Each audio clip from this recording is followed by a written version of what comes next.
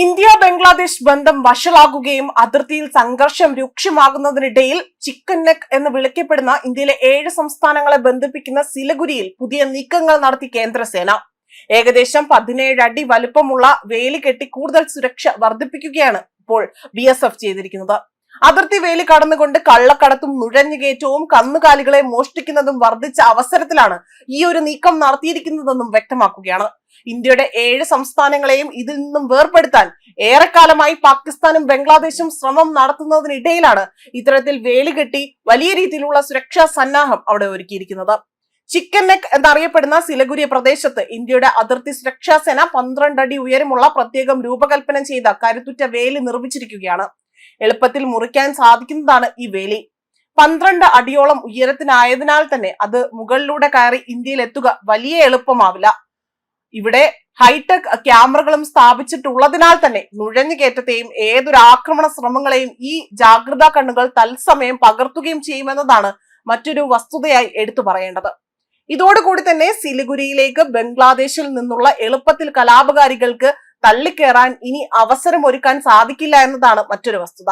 മാത്രമല്ല അവിടെ കർശന നിരീക്ഷണത്തോടെ തന്നെ ഇന്ത്യയുടെ അതിർത്തി രക്ഷാസേനയുടെ പട്ടാളക്കാർ പീരങ്കികളും തോക്കുകളുമായി തന്നെ നിലകൊള്ളുകയാണ് ചെയ്യുന്നത്.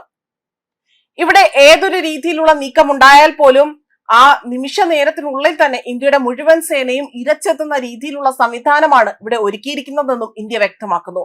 പുതിയ വേലി അത് മുറിക്കാൻ നിരവധി മിനിറ്റുകൾ എടുക്കുമെന്നും അതേസമയം അതിന്റെ ഉയരം കാരണം കയറുവാൻ വളരെയധികം ബുദ്ധിമുട്ടായിരിക്കും.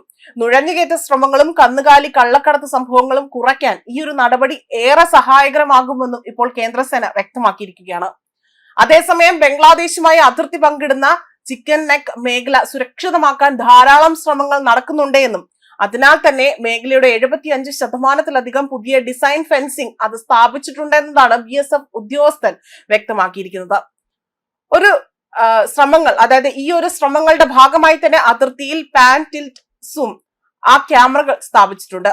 ഇത് ദ്രുതഗതിയിലുള്ള പ്രതികരണത്തിനായി തന്നെ തത്സമയ ഫീൽഡുകൾ നൽകുകയും സാങ്കേതിക വിദ്യയുടെ മനുഷ്യശക്തി ഉപയോഗിച്ചുകൊണ്ട് തന്നെ ഇത് വലിയ രീതിയിൽ പ്രവർത്തിക്കാൻ സാധിക്കുമെന്നും ഈ ശ്രമങ്ങളെല്ലാം തടയാൻ സാധിക്കുമെന്നും വ്യക്തമാക്കുന്നു.